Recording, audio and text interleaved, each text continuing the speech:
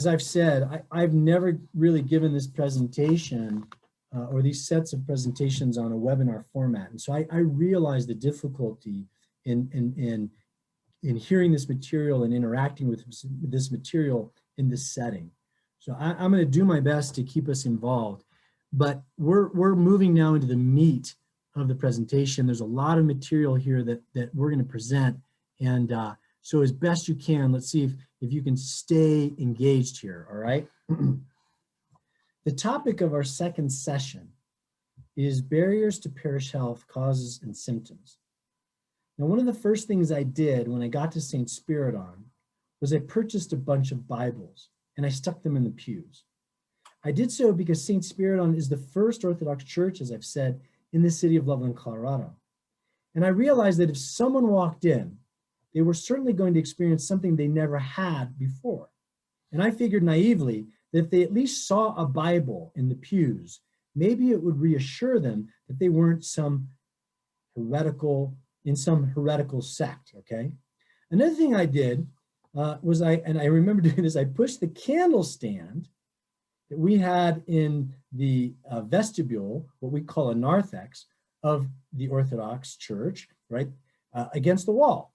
And that way, when someone would walk in, they wouldn't have someone watching them, quote unquote, from behind what would appear to them to be a business counter. At least that is the way it was set up in the parishes I grew up in. There was a candle stand and two old people usually stood behind them and watched you put your money in a basket and take a candle. So instead I said to the ushers, look, and they were upset. Father, where are we going to stand? I said, well, why don't you stand outside or beside the candle stand and greet people while they come in and help them get situated. Now, these were some very simple things that we did, but they give you a sense of how from the first day, I started to think differently about what we were doing as a parish. So for now, we're going to focus on health by asking ourselves, what are the barriers to it? Like not having a Bible in the pew, like having a candle stand out in front. In other words, what are the things your parish might be doing that inhibit the health of your parish? All right, so barrier breaking, and here's where you want to start taking notes for sure. Barrier breaking. In the first part of this talk, we're going to talk about how we start to think about breaking down barriers to parish health. In the second part of this talk, I'm going to look at the 4 most common barriers specifically. Now, I want you to have this frame of mind that to break barriers requires the regaining of our sight. And I'm going to talk about each of these specifically. Number 2, breaking barriers, it requires us to remember our life-saving mission. Number 3, breaking barriers requires us to flip the funnel. And finally, breaking barriers requires us to prune. All right, so let's talk about this first thing in barrier breaking called regaining our sight. Okay. Years ago, when I went to business school in the 80s at Boston College, I remember doing a case study on McDonald's and their management training. In it, it was explained to us that the corporate stores in McDonald's control moved their trainees from one location to another every 6 months during their training. Our professor asked us, why? Why do you think McDonald's does this with their new executive trainees? Now, the answer he gave us was simple but profound. McDonald's had figured out that a new manager in a new location could, quote unquote, see things that an established manager, because of their over-familiarity with their location, could not. So you have to understand, I never thought about pushing a candle stand against the wall while I served my first parish for 5 years. But when I walked into that new parish and with new eyes looked at the setup, I went, why do we have the candle stand out from against the wall? The lesson that these new managers were being taught was important. It was about seeing what needed to be done and how we can become blind.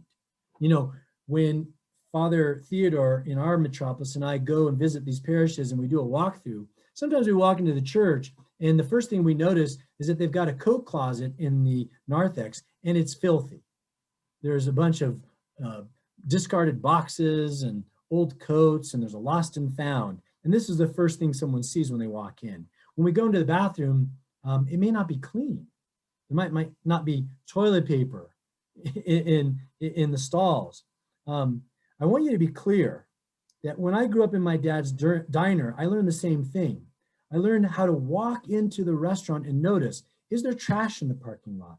Is there fingerprints on the glass? Is there ice in the bins? Now, these are simple things, and we're going to talk about bigger things, but I want you to be clear.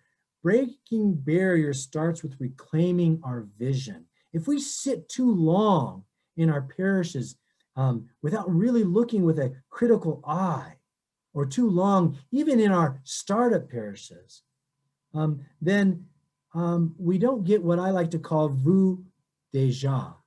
I don't want you to have déjà vu, which is the feeling that you've seen what you're looking at before, but I want you to have vu déjà, the feeling that you have not seen any of this before, but rather you're looking at things for the first time. What we want is the transition the blind man makes in John chapter 9. So you can see that icon right here, where Christ restores the sight to a man born blind. And we should carefully consider all those who in the story were opposed. Not only the Pharisees were opposed, but even his parents to the regaining of the sight of this blind man. It's also important to note that his vision was gradual. In the beginning of the story, he doesn't recognize who Jesus is, but by the end of the story, he does. Both of the above remind us that yes, regaining sight will have opposition. There will be resistance and sabotage. It's part of the process. Can't tell you how many parishes I've walked into where we talk about regaining sight, and people say, well, Father, that's not how it's done here, or you don't know what you're talking about, or here's the problem with what you're stating. Yeah, there's resistance. And there's even people who sabotage what we're after. And we also know that it'll take time. Now, the next thing that I want you to do is I want you to realize that breaking barriers requires us to remember our life-saving mission. And so I'm going to tell you a true story. On a dangerous sea coast where shipwrecks often occur, there was once a crude little life-saving station. The building was just a hut, and there was only one boat. But the few devoted members kept a constant watch over the sea, and when no thought for themselves, they went out day or night, tirelessly searching for the lost. Many lives were saved by this wonderful little station so that it became famous. Some of those who were saved and various others in the surrounding areas wanted to become associated with the station and give of their time and money and effort for the support of its work. New boats were bought and new crews were trained. The little life-saving station grew. Some of the new members of the life-saving station were unhappy that the building was so crude and so poorly equipped. They felt that a more comfortable place should be provided as the first refuge of those saved from the sea. So they replaced the emergency cots with beds and put better furniture in an enlarged building. Now the life-saving station became a popular gathering place for its members, and they redecorated it beautifully and furnished it as a sort of club. Less of the members were now interested in going to sea on life-saving missions, so they hired lifeboat crews to do this work. The mission of life-saving was still given lip service, but most were too busy or lacked the necessary commitment to take part in the life-saving activities personally. About this time, a large ship was wrecked off the coast, and the hired crews brought in boatloads of cold, wet, and half-drowned people. They were dirty and sick, and some of them had black skin, and some spoke a strange language, and the beautiful new club was considerably messed up. So the property committee immediately had a shower house built outside the club where victims of the shipwreck could be cleaned up before coming inside. At the next meeting, there was a split in the club membership. Most of the members wanted to stop the club's life-saving activities as being unpleasant and a hindrance to the normal life pattern of the club. But some members insisted that life-saving was their primary purpose and pointed out that they were still called a life-saving station. but they were finally voted down and told that if they wanted to save the life of all the various kinds of people who were shipwrecked in those waters, they could begin their own life-saving station down the coast, and they did. As the years went by, the new station experienced the same changes that had occurred in the old. They evolved into a club, and yet another life-saving station was founded. If you visit the seacoast on the East Coast today, you will find a number of these exclusive clubs along that shore. So I have a picture of one. You can see it right above, U.S. Life Saving Station, but if you look inside, you'll see it's now a banquet hall. The picture in our slide deck is literally a life-saving station that you can now see is a club. And the same is true in our parishes. We have forgotten our life-saving mission. I'll tell you the story later, but I might as well say it now. As we started to grow, I did have members of my council say to me, Father, we're happy we're growing, but I didn't think we were going to have these kind of people attending our parish. Number 3, flipping funnels. Flipping our funnel is the next thing we need to talk about. To help you understand what I mean, I want you to imagine at first an upside down funnel. What is an upside down funnel? Quite simply, it is a funnel that is flipped so that the narrow opening instead of the larger one is at the top. The overall result is a limitation on what can enter. We can use this image to understand barrier building parishes. So we've talked about regaining sight. We've talked about remembering our life-saving mission. But we also have to understand that parishes that are unhealthy are like an upside down funnel. In fact, many of our parishes are in the mode of barrier building. Listen carefully. In this unhealthy mode, we create a parish culture that develops, and then seeks to maintain narrow openings and high walls when it comes to the entry points that lead into the life of the community. Most of our parishes across the Orthodox world are demographically the same. You know, overall barrier building is about building walls and doors instead of bridges. In this mode of existence, we lose sight of our vision, of our mission, and our core values and purpose. These, in fact, become compromised or forgotten as we cave more and more to special interests, right? I'll air some dirty laundry. Within the metropolises of the Greek Archdiocese that are shrinking the fastest, their number one purpose when asked by survey was the retention of language and culture. In other words, in metropolises of the Greek Archdiocese that affirm the retention of language and culture as their number one priority, they are the quickest to lose membership. They have shrunk the most. And the opposite is true. You can literally put it on a map.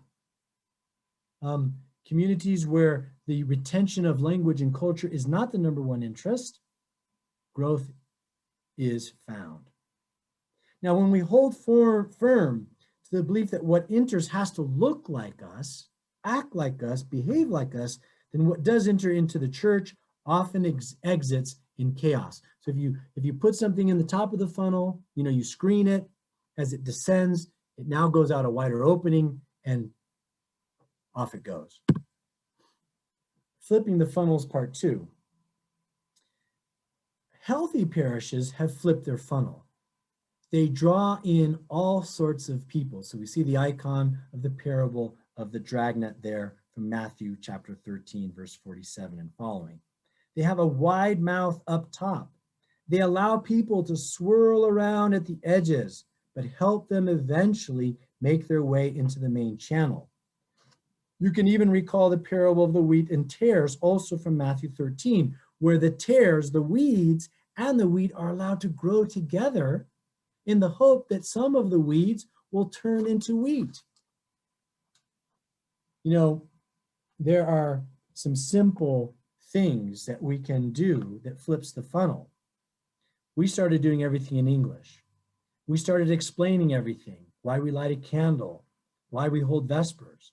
We developed printed and digital service books. We found ways to hold memorials for non-Orthodox and confess people who were not Orthodox. We hold a Koliva building seminar each Saturday of the Souls, where we have a Koliva buffet, where people can come and assemble their own Koliva and bring it into the church. But we found more nuanced and complicated ways to break barriers. For example, right now in the Parish of St. Spyridon, you become a voting member even when you're not Orthodox. We have thought through how true generosity works by getting rid of stewardship cards and budgets. We've decentralized parish administration and ministry oversight, thus fostering greater engagement in decision-making in the broader membership of the parish. And last year, as we went through these steps, we saw an increase in our stewardship by 24%.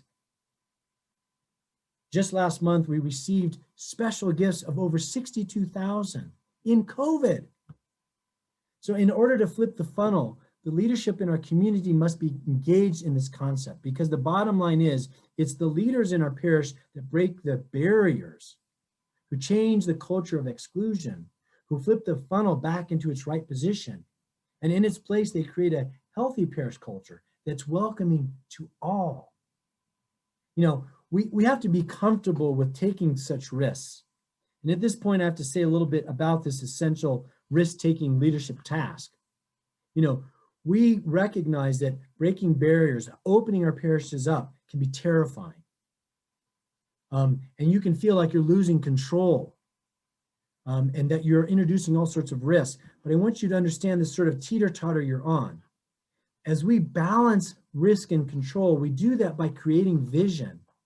As you eliminate control and increase risk, you balance this teeter-totter by giving to your people a vision of who you are, by helping them themselves regain sight, remember their life-saving task, and flipping the funnel.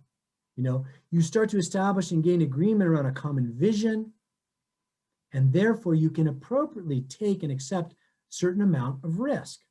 All right, finally, pruning. Earlier, you may have wondered why I didn't start with elements and strategies related to parish health. That's going to be presentation 3 and 4. And hopefully you're starting to understand why as we make our way through this presentation, but let me help you understand. Let us suppose you wanted to improve your physical health and you started going to the gym and working out. So you're sitting there right now going, all right, Father Evan, you've still not told me anything I'm supposed to do. You're right. Right now I want to start with what you should stop doing. And we're going to go through those 4 specific things. Because if you went to the gym but continued to smoke and eat donuts, nothing's going to happen. So your workouts won't have their desired effect. So similarly, in a parish, if we want to reclaim the Great Commission, then we need to begin first with taking a good look at what barriers are keeping us from fulfilling our purpose. What's in the way? You know, if you're not growing, it's not because God doesn't want you to grow. It's because we're doing something to get in the way of that growth. So that's why I put this icon of the vine dresser. Christ is the vine dresser. And notice there's plenty of leaves and grapes on this vine. He wants your church, your parish to grow. Another way of saying this is that some losses can be gains. I am the true vine, and my Father is the vine dresser. Every branch in me that does not bear fruit, he takes away. And every branch that bears fruit, he prunes, so that it may bear more fruit. You know, pruning is also found in the passage of the Gadarene demoniac, a man possessed by many thousands of demons who was exorcised first and only later found to be sitting and clothed in his right mind, Mark chapter 5, verse 16. Or the spiritual discipline of fasting. We remove things in order to grow. And the truth is, with careful pruning, now people often say, well, Father, what do you want me to get rid of? I'm not going to tell you. I'm going to give you the concepts, and then I'm going to talk about the common barriers, and then you're going to have to take a careful look at yourself as we develop our parish health plan and figure out what it is that we need to remove. You know, when I was a child, though, I have to tell you, in my teen years, one of my hobbies, I love sports, but I also loved gardening. And I had this massive rose garden that my mother first planted and showed me how to care for. And I used to hate to cut off the blooms that were just past their prime. And my mother would always have to coax me into doing it. And she kept telling me, son, when you trim that rose, trust me, you're going to get 2 more. But if you leave it on, you won't get anymore. So we have to learn that in this first part of, and I'm going to go back up to the slide to show you, of regaining our sight, remembering our life-saving mission, flipping the funnel, and pruning. These four things must accompany our start, okay? Now let's look at the specifics. All right, part 2 of this presentation. Here are the common barriers. You know, if you were, when I go visit parishes and we do a more in-depth, in-person assessment, you know, I'll do this series of presentations with their leadership. We'll have Q&A. Usually takes us 2 full days. We're condensing this into 4 hours. So I'm distilling a lot of information. We'll then get into the specifics. We'll talk about unbalanced identity, stagnation, undeveloped, and autocracy. And then the people will start to say, well, Father, now what about this? And 9 times out of 10, we'll find where that fits under one of these 4 barriers, okay? So the common barriers standing in the way of your parish's health are these 4. It would be impossible, though, and of little use if I detailed for you every barrier found in a parish.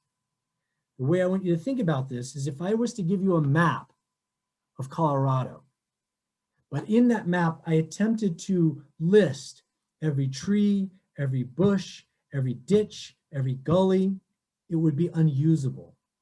But rather, a map gives you a general overlay.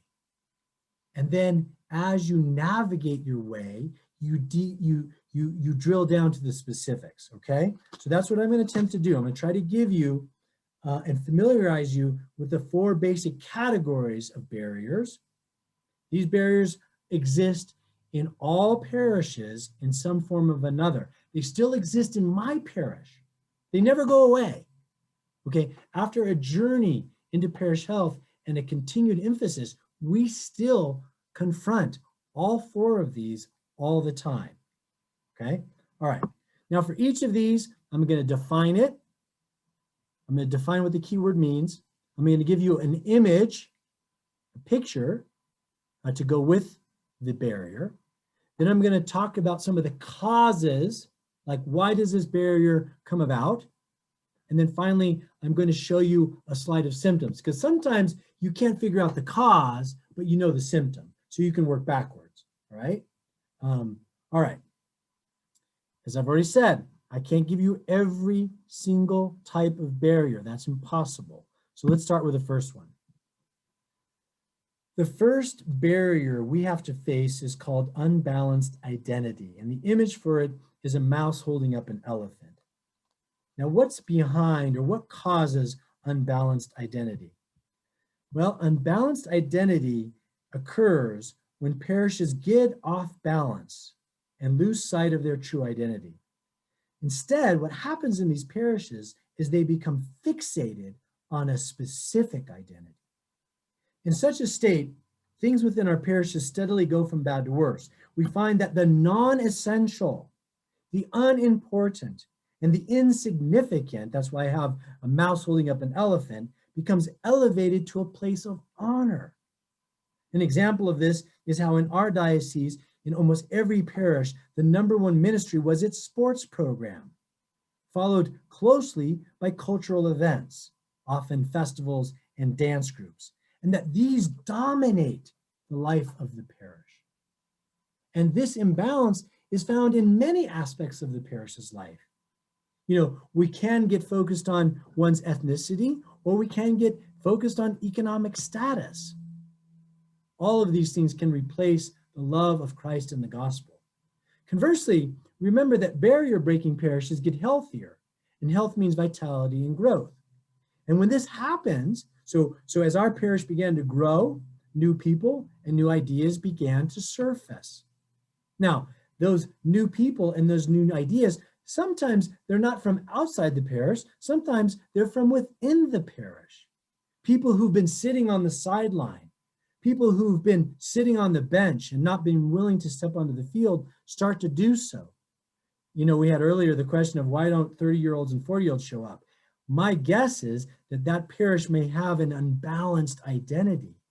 The old guard may be standing in the way. They may feel threatened by these new people stepping up. So when we started moving forward ourselves with health and breaking barriers, new people started showing up.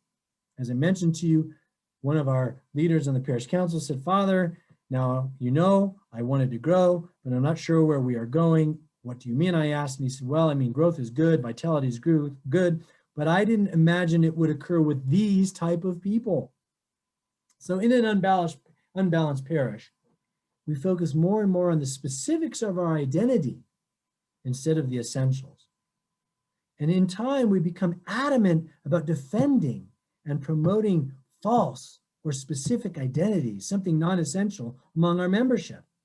Now, there are lots of things that are like this, whether it be ethnicity or language or festivals or athletics or dance groups. In fact, in the movie Miracle, that movie about the US men's Olympic team that defeated the Soviets in 1980, there's this rather moving scene.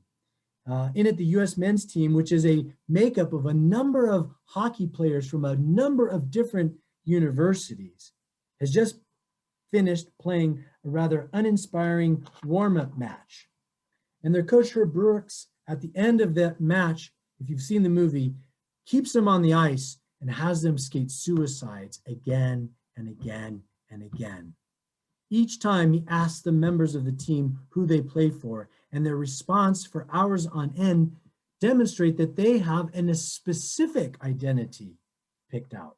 I play for Boston University. I play for Minnesota. I play for Wisconsin. Finally, Mike Eruzione, who would go on to captain the team and score one of the most memorable goals in Olympic history, answers, "Coach, I play for the USA." He correctly identifies the essential, and Herb stops having them skate suicides. This same problem surfaces in our church, and it was there in the time of the apostles. An example is found in Galatians chapter 2, verses 1 through 16. In this famous passage, we read of St. Paul's admonition and opposition of St. Peter. For Peter had first welcomed non-Jews into the Christian faith, Gentiles, only in time, think of it, to be persuaded by fear to withdraw himself from their company. So here's the key verse. This is Paul speaking. When I saw that they were not straightforward about the truth of the gospel, I said to Peter, Cephas he calls him, in the presence of all, "If you being a Jew live like the Gentiles and not like the Jews, how is it that you compel Gentiles to live like Jews?" Now there's more examples, and I can't go through all of them. You'll have to buy the book. But just as back then, today, focusing on specifics instead of essentials happens. And we create a culture of defending and promoting a false identity. In fact, it becomes sacred. We do this because we have become so focused on the unimportant that we lose sight of what is truly valuable. It also happens because leadership has forgotten their role. They think their role is defending something as opposed to shepherding people towards the truth.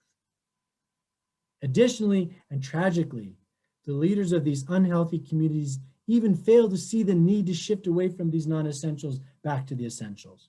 Just like in the story about the team, Herb Brooks knew that they, the leaders on the team, had to see the shift. And he was going to have them skate suicides until they saw it. He shepherded them towards seeing that transition. In an unhealthy parish, leadership doesn't even realize that the parish has become focused on the specifics of identities. So how important then is it that leaders recognize and distinguish the essentials from the non-essentials? It's crucial. All right, let's go to the symptoms. If you look at this list of symptoms, you'll note the following.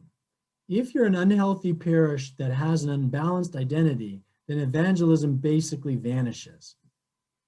Newcomers remain visitors. Details replace essentials. We start with our differences and begin conversations with how we are different from others. And over time, we become irrelevant. Ask yourself the question, if your parish ceased to exist in the community that you're in, would anybody notice? And then false identity becomes an untouchable idol. We can't get rid of, these hymns in Greek, people would tell me. When I first arrived at St. Spyridon's, this is a true story. the 15 or 20 people that were here had put a giant banner on the front of the church that said Greek church and planted a Greek flag. And when I removed it, some of those 15 people left. And one of them asked me, how could you do this to us, Father? You took away our identity. And I said to them, is our identity Greek? And they said, well, what do you mean? And I said, well, have you seen that Korean Presbyterian church down the street? And he said, yes. I said, have you ever attended there? He said, no, it's for Koreans. I said, well, when you put the sign Greek church and a Greek flag up, you've told everybody in the neighborhood this is for Greeks. In an unbalanced identity, our Christian identity is replaced with some other identity. Okay, we'll move on. The second barrier, common barrier, is stagnation. Now, stagnation, I've got an image of stagnant water up for you, occurs due to a disfigured inward focus. When a community thinks of serving itself first, and this happens all the time, when COVID hit, many of our parishes in the metropolis of Denver first thought of how they could preserve themselves.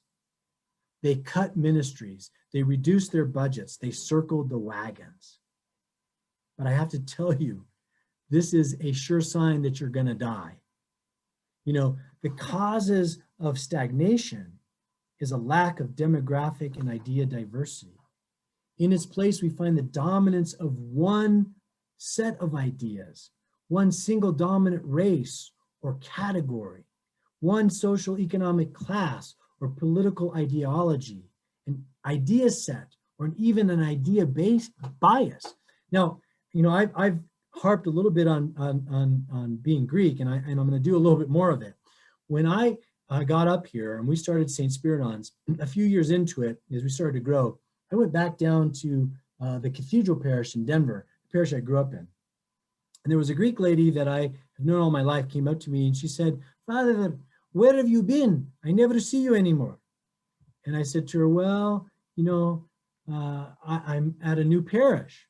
Oh, we have new parish. I said, yeah, it's up in northern Colorado, in Loveland. She said to me, oh, a lot of Greeks there. And I said, no, there aren't any really big Greek community in Loveland. And her response was, oh, tell the bishop to close it down. Now, that's not a crack on being Greek. In fact, one of my best friends is a pastor in Louisiana. He's at one of the largest Baptist churches in New Orleans. And he told me when he arrived, you could not be a member of that parish unless you were a Republican. He found no Democrats in his community. We can, in the case of stagnation, whittle ourselves down and look at only the causes and the interests of a few. And the leadership becomes self-absorbed and self-serving. In these types of unhealthy parishes that suffer from stagnation, we find that the worship life, the program offering, and the ministries tend to be inwardly focused or controlled by a small group. Ultimately, what happens in the parish is totally self-serving. As one person said, Father, we have a festival so the Xeni, the non-Greeks, can pay for our building. We have social gatherings and events. It's interesting to note that in our study, healthy communities think of others first, even in their fundraising. To draw a parallel, we can note that the miracles of Christ didn't just serve to better the person in question, but those who witnessed the miracle. So parishes in this category who are stagnating are often suffering from a daddy complex or a chapel complex. And we'll talk a little bit more about this in our last barrier. So the tendency of these parishes is to focus on its eternal life and protect its assets. All right, symptoms. Symptoms of a stagnating parish. We get delusional. We get delusional about ourselves and our importance and the world around us. It would not be unusual for a stagnating parish to conclude that there are only red jelly beans in the world. No other kinds of jelly beans exist. Another symptom is that the parish shrinks in size over time or slowly stays about the same. Several of the parishes in the metropolis of Denver have reached their 100-year mark, and they're no larger today than they were when they started, or they're a little bit smaller, with those who remain becoming more and more disfigured over time. We notice in these types of parishes that successive or what we call future generations of our own kind leave the church, never to return, or only to be connected by the thinnest of threads. We find in these types of parishes that there's no impact on the community around us in any meaningful or real way. If we disappear, no one would notice, protest, or notice our absence. And we become more and more insulated and parochial. We don't care about nor notice the world around us, and we can't understand its interests and needs. Instead, we believe that only our stuff matters. You know, COVID broke out, and the parish started a feeding program in Ecuador. It also started a feeding program in Kisumu, Kenya. And some people asked, Father, because we still suffer from stagnation, Father, when there's so many needs here in our local community, why are we reaching out beyond? Well, if you don't want to stagnate, then you are constantly thinking how you are serving not just your own kind, but those not only outside of your four walls in your local community, but beyond. All right, we'll go to the next one, underdeveloped. I know we're reaching the top of the hour. To a degree, every parish has developed various aspects of itself. However, no parish is perfect, and as a result has areas that are left underdeveloped. However, when key parts of the parish's structure remain underdeveloped over the long term, this blocks parish health. The image I have for this barrier is being spineless. Now, the two major causes for underdevelopment that I'm going to talk about in our presentation are going to be around leadership and culture, but here we're going to just talk about leadership. When a parish is underdeveloped, it's usually in the area of its leadership. And you know, when I arrived at St. Spyridon's, and even today, I would say I'm an underdeveloped leader. And when I look back at over my earlier decisions, I cringe, as I'm sure I will in 5 years from now. But part of this underdevelopment also occurs in a lack of a clear strategic plan. If our vision and mission maybe exist, but there's no alignment in the community over it, or it is merely a large doorstop. So these parishes also have poorly defined organizational and administrative structure. They lack clarity over roles and responsibilities. They lack efficiency in execution and implementation. There's no rhythm or cadence to decision-making. And these unhealthy parishes routinely get things wrong. They're technically incompetent, meaning we don't know what we are doing or how to do it. So symptoms. You know, when we look at underdeveloped parish, parishes without the right leadership, without the right strategic plan, we notice that they lose trust. People don't trust us anymore. People won't follow us. There tends to be confusion all over the place about whose role and responsibility this or that is. Talent. Talented people leave the field. One parish told me, well, Father, all the talented people left our parish and they go to the next parish down the road. Or the people in our parish who have the expertise, they don't step up or step forward. We find that the main thing is no longer the main thing, and that it's really hard to make any decisions in these parishes. They just sort of warehouse decisions and nothing seems to happen. All right, we're on our last section. We're going to go probably about 5 more minutes here and then take some questions. The last barrier that seems to stand in the way of parishes, we've listed 3, this is our 4th, is something I'm calling autocracy. Let us say that having a hierarchy, as we do in the church, means that we don't govern in an autocratic or dictatorial way. In the autocratic parish, power and decision-making is not shared. Rather, decisions and power in these parishes are held in the hands of a few. We talked about this earlier when I was talking about the discussion of risk and control. Too much control is a sign of a poorly defined and socialized vision. When we have a well-defined and socialized vision and mission, then we can let go of control and we engage people. So the image I have for this is Stalin, the tyrant. So when a parish suffers from this type of barrier, it tends to be led from the top down. This is a very brittle power structure, and many historians say it is a key reason why American troops did so well when they faced German and Japanese forces. Americans tended to spread decision-making and power down to the lower ranks. But autocracy parishes rely on rules, regulations, and even fear to get compliance. This type of parish looks like a pyramid instead of a circle. I mentioned earlier these sort of daddy chapel or daddy chapel instead of empowered engaged model parishes. I talk a lot about this in a whole nother set of presentations, but a daddy model parish works this way. People ask the question, what did Father say? Did Father approve this? In these parishes, the single charismatic leader oversees all things. He's a micromanager. He's like an omnipresent God. Another model is the chapel model. This is where there are key parishioners or stakeholders or families, and that the parish is really just a function or a chapel for them. You know, it's chapel to attend to and meet their specific needs. And so questions are, well, the original members won't like that. And the original membership or the founding members established this parish to do the following.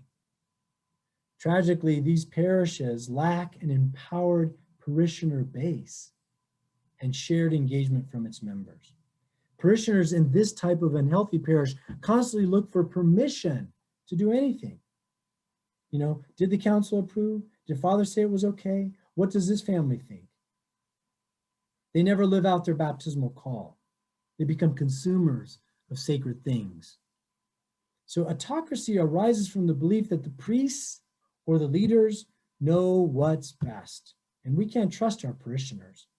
Risk has to be eliminated through tighter and tighter controls.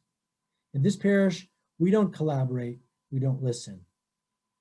You know, but collaborating and listening is co-laboring. Instead, we give directions from on high and expect orders to be followed, and rules and regulations govern the life of the parish. The social fabric is totally weak and not interconnected. So here are some symptoms. There's a general disengagement. Parishioners become consumers of holy things, renters, not owners. If there's trash in the parking lot, no one picks it up. I'll give you an example. I told the parish, we're going to be healthy when you guys pick weeds. You know, we purchased this new site, we developed the site, and we put in new landscaping.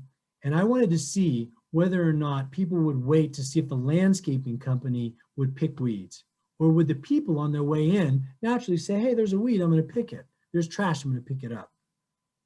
Americans, I'm sorry, we're talking about disengagement. When parishioners become consumers of holy things, then there's a lack of passion, of spirit, of life. The parish is listless. Everything is someone else's job. You know, so when I first arrived and we talked about religious ed, the parish said, well, Father, that's your job. You know, when someone new showed up, I remember the first time we had a new person show up, the parish council president called me and said, hey, a new guy showed up. It's your job to track him down now and get him to become a member. But when we're healthy, that responsibility lies in the membership. So almost all aspects of parish in a parish like this are met with indifference, and even worship is lackluster. No one cares. No one even comes. They show up halfway in. The parish is full of anger and whispers and gossip, mistrust. There's a lack of creativity or initiative, involvement, and risk-taking. Of those ministries that started during COVID, I started not one of them.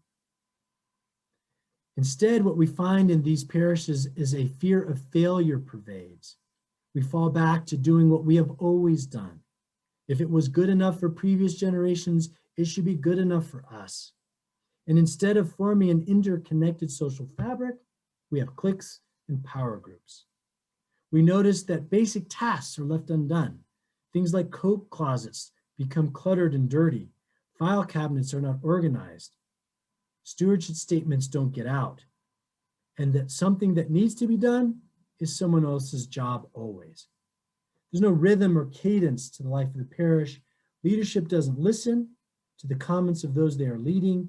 And we have uneven performance over time. We might have had glory days, but now we're in the doldrums. Or we might be ascending only to taper off later. Slumps we endure, glory days we remember, and the cycle of up and down seems to repeat itself without us knowing why. And ever so slowly, this type of barrier takes the parish apart because it's destructive and insidious. All right. I just went through 2 presentations that I usually take an entire day to go through. Khalil, I know that we're past the time. It's past 9 o'clock over there, but I'm going to turn it back over to you. Okay, so there's a few questions. We can go them. Caitlin asks, what can we, the current audience, do to engender a sense of urgency for health and the other church leaders with whom we work? Well, you know, we're going to start to address that in creating our parish health plan when we start to form that core group and start to talk about our core values, our context, our vision, our mission, our threats, our opportunities. That's a SWOT analysis, our strengths, our weaknesses.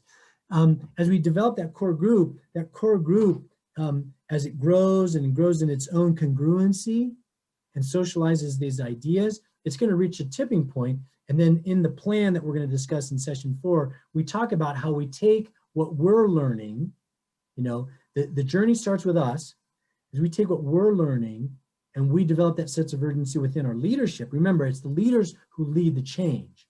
We can't expect the body to go, oh, we've got an urgent task at hand. But rather, the urgency starts in the leadership, and then we reach a tipping point. I borrow that phrase from Malcolm Gladwell, and then we spill that over into the parish, and we build that urgency within the membership as well. So my parish is very urgent, you know, when it comes to someone new. When someone comes new, they're overwhelmed by people who invite them to lunch into their homes, who give them their number, right? So you're going to build that urgency. Deacon Anthony asks, how does building up the spiritual health of a parish compare between starting from a scratch in a mission and an established parish where the common refrain is, well, that's not the way we've done it in the past? Right. Well, hopefully this barrier discussion kind of addressed what we're going to find in established parishes. But I have to tell, dear Deacon, you the truth. These barriers exist in every organization. It's just how long have they been established and set in. Now, in our next presentation, we're going to talk about two umbrella habits of healthy parishes: leadership and culture. And what we're going to say is we're going to say one of the factors, and I'm tipping my hand at what we're going to talk about, one of the factors in getting us to go beyond, well, this is the way we've always done it, is for the leadership to start paying attention to the culture of the parish and actively developing it. So, you know, of course, with culture, we can't move too quick. You know, culture has to be handled with sort of kids' gloves, but it can be changed. You know, we can't just throw up our hands. Now, in terms of a mission parish, yes, the task is a little bit easier because in a sense, we're starting with a clean slate, but that's not necessarily true because culture of a parish is always affected by the interpersonal relationships of the people. Now, if you took all the people out, yeah, and you're in a vacuum, then you're going to have no context and you can sort of, you know, inject it with whatever values you want. But anytime we have a body of people, we've got, well, that's not the way we do things. So it's not as if the concept changes.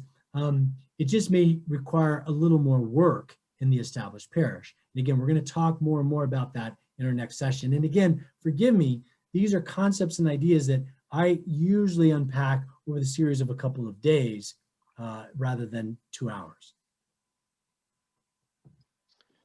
Father Ali asks, this may be in response to one of the earlier questions, part of being a healthy parish is the spiritual growth. How can a parish grow spiritually without a priest? Well, you know, look, I think that I'm going to push back against that idea a little bit. We want our parishes to look like circles, not triangles. You know, we have an image for that in the icon of the mystical supper. Notice we don't have a linear table. We've got a bent table because the idea is that that table is something we all sit around and then we're joined, you know, to, right? So if we sort of put this idea on, it's always the priest. Now, of course, we want priests. We need priests. Priests are essential to the work that we do as a worshiping community. They're placed in a position of authority within our communities, but they should lead from within, not lead from up front. Now, there are times where leadership, and this is a whole nother set of presentations I do on leadership, sometimes leadership has to be from up front. Sometimes the leader has to say, we're going here. We'll talk about that a little bit tomorrow when, for example, in Band of Brothers, Captain Winters steps in front of his platoon and says, no, everybody out of the ditch onto the road. I know they're shooting at us, but if you stay in the ditch, you're going to die. but most of the time the platoon leader is within his group. So it's okay if we're without a priest to see the engaged membership by virtue of their baptism, like we're all part of the royal priesthood of Christ, take up that holy act, and through their baptism become empowered and engaged. That's where we want to go. Now, the priest has an essential role in that, but without a priest, I wouldn't say you're dead in the water. You can still act. Joseph asks, what brought the non-Orthodox people into the church in the first place? How did the people know to attend the unction service that you mentioned? I know, it's so crazy. You know, Malcolm Gladwell in his book Tipping Point, if you haven't read it, discusses a lot of this. How does someone know to do something that they've never heard of before? And the biggest driver to that is actually word of mouth. If you look at the growth of, let's say, TikTok, how many of you saw a TikTok campaign? I never saw an advertisement for TikTok in my life. And one minute, all of my teens, all of my youth group, everybody I knew was using TikTok. In fact, the woman who directs our IT says, look, Father, we're already behind the curve because we're still on YouTube. We need to get to TikTok, right? The reality is you want to think about, well, should I be going to coffee shops? Should I do a book study at Barnes and Noble? Should I get on and do videos? Should I polish my website? Well, yes, you can do all those things. But the truth of the matter is, when your parish gets healthy, when you start to enact these concepts and the health of your parish starts to increase, that is a tide that raises all ships. And literally, I am bearing witness, and all the parishes that we've worked with over the last several years will bear witness to it. As you get healthier, people show up. It is an act of the Holy Spirit. Why did this gentleman, Sam, email me today? Why did Mitzi email me last week? Why did Liz and Michael call me on Monday, yesterday? And they're literally driving up to Fort Collins today to meet with me tomorrow. I never reached out to any of these people. We just simply created a healthy environment, and then the people within your community tell people. And trust me, do you guys know the story of Father Peter Gilquist? You know that he came into the church, right? And he brought with him several thousand. Well, I don't know if people know the rather unknown story of the fact that he first went to a Greek bishop, and he told the bishop that the Holy Spirit had led him to orthodoxy. And the Greek bishop said, no, sorry, Father, no Holy Spirit outside the Orthodox Church. Now, I don't know if this story is apocryphal or not, but Father Peter answered and he said, then by what spirit was I led here? Trust me, the Holy Spirit wants to overwhelm you with people. But if the parish is not healthy, then why would the Holy Spirit direct them to your parish? He's going to direct them to another place. But if you get out of the way, I'll tell the story later of, and I know we're running out of time, the United States built a space shuttle.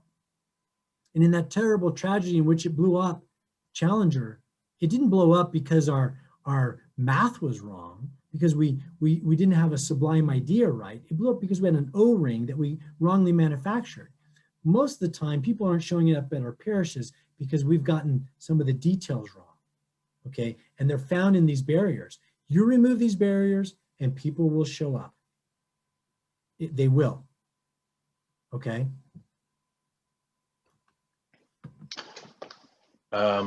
Brendan asked, was St. Spyridon born out of another parish in the metropolis? Do you think that it is necessary in order to start a mission parish? It was not. I'm well aware of those church splits or plants. We hope that there are more plants than splits, but in my metropolis, they tend to be splits. No, it was literally, look at a map, throw a dart. And Loveland was probably the last place you would have picked, because, if you were, Father Joseph knows this, if you're in Northern Colorado, you probably would have picked Fort Collins, because that's the growing university town of about 130,000. Loveland's the retirement community of 56,000. Look, these concepts are universal, and they take us more to an apostolic age where, if we show up with the gospel and we unfetter it, it will grow. So, you know, none of those primed realities were there. There wasn't a latent population. This wasn't a split. We didn't have a bunch of money sitting in the bank, or no, it was really rudimentary. And, but we chased health. And look, maybe I'll be proven wrong at some point, but I can tell you in case after case, in parish after parish, where these concepts, and it's really, you quite don't see it yet, because it's just like people who become Orthodox and over time they realize what they've really entered into. When you start to really get enveloped in this concept and you start to unfold and unpack it, and you see how deep and wide it is, it's really enmeshed with what it means to be Orthodox. You know, the church is a hospital, right? So we want people not to sort of, you know, be forgiven of their transgression, but to be healed of their sickness and come to the great physician. And so when the parish becomes a place of health, man, it doesn't matter if Orthodoxy ever existed in the location you're in, people will show up. I hope I'm answering these questions. Again, I can't interact with you and you can't redirect me, so I apologize if I go off in the wrong direction. Oh, that's great. Thank you, Father. One last question from Charlie. He asks, you said to ask if your community would even notice if your parish closed. Mm-hmm. What are some examples of activities that parishes can do to be part of the larger community other than festivals? Well, I mean, this is where we get into specifics. If we rely on the essential, our parish has to matter to the community, okay? Let me tell you of one new thing and one established thing that our community has done, of many in our local community. So COVID hit. A member of my parish by the name of Rachel came to me, and she is an occupational therapist in the Loveland School District. And one of the things she noticed in the school district was that some of the kids she was working with were now homeless that weren't before. So she came to me and she said, Father, I think in Loveland, the homeless population is growing right now in COVID. I said, I wasn't aware of that, Rachel. She said, well, that's the anecdotal evidence I have. What can we do about it to address this problem? I said, Rachel, why don't you investigate and get back to me? So she tried to go daddy with me, like, Father, how can you solve this? And I pushed it back and said, empowered and engaged. I said, well, why don't you see what solutions there are and bring it back to the parish? So she went out and found out that there is a growing homeless population in Loveland, mostly of families, and that there was a ministry, a national ministry called Family Promise, that needed local chapters. And she asked some questions, met with their leadership, and in March, we established a new ministry called Family Promise, and we house homeless families in our education building. We just finished with a group of families. Because of COVID, we couldn't house them in the facility, so we paid for them to stay in a hotel. This is part of an overall program that gets families into 120 days of housing, works with them in their job skills, and gets them back on their feet. In January, we'll take in our next set of 4 families, okay? We are making a real difference in the lives of homeless families in our community, okay? That's not something we were doing a year ago, but it's something we're doing now. Now something established. There is a local community kitchen here in Loveland that feeds meals every day to families and individuals that don't have food security. We went to them and said, we'd like to take over the feeding on Sundays, and we'd also like to take over your food bag program. Okay, so we've taken over both the Sunday feed and their entire food bag program. So we distribute thousands of meal bags in the year through the Loveland Community Kitchen. Now, 10 years ago, we had nothing to do with the Loveland Community Kitchen. But when we adopted the concept that we cannot stagnate and be parochial and insulated, but we have to matter to the community that we're in, and we took on that philosophy and our community bought into the idea that a healthy parish does this, then they're not thinking about festivals. In fact, when I first got here, there was a festival. We did a festival for 3 years. We served ouzo, we cooked gyros, people got drunk and they danced Greek, and nothing changed in the life of our parish. So we didn't get new membership from it. All right. we did away with the festival and we put all our energy in these types of activities. And literally I could go through the list, whether it's the local pregnancy center, the largest high school in Loveland is across the street. We went to them and said, we would like to somehow partner with you. So they said, you know what? We don't have testing facilities in our high school for the International Baccalaureate program. We said, fine, do all your testing here. There's a Sex Anonymous group, didn't have anywhere to meet. We said, well, how about you meet in our facility? There's a Girl Scout troop. Why don't you guys meet here? We just were approached by it's young people trying to get their civil aeronautics badge or something. I got a contact from Denver International Airport. There's a local chapter. I said, well, why don't you guys meet here? You know, so you start to matter to the community. Your local community, trust me, there's tons of needs. I don't know what they are, but if you adopt the concept and your people who, you know, your people circulate, they know people, they have jobs, they have neighbors. You know, one of the first COVID relief things we did was we paid the rent of a hairdresser in Loveland. And she doesn't go to our church, but someone goes to that salon and heard that this person was now out of work and couldn't pay her rent. And so she called up and she said, Father, do we have a COVID relief fund? I said, again, not daddy model. I said, contact the COVID relief team. And they have an online form. They filled it out and the parish paid the woman's rent. She then moved to Colorado Springs where a job was open for her. She contacted me and she said, is there an Orthodox parish in Colorado Springs that I could contact and attend? So you got to matter to your community, and those opportunities are all over the place, but we've got to get out of the mindset that we're here just to serve ourselves. Sorry, I get riled up and animated and jazzed up because I just think that Orthodoxy is the best thing in the world. And I think your parishes can be the biggest, brightest lamp in your communities. You just got to start to adopt the philosophy, and then it'll blossom like you can't believe.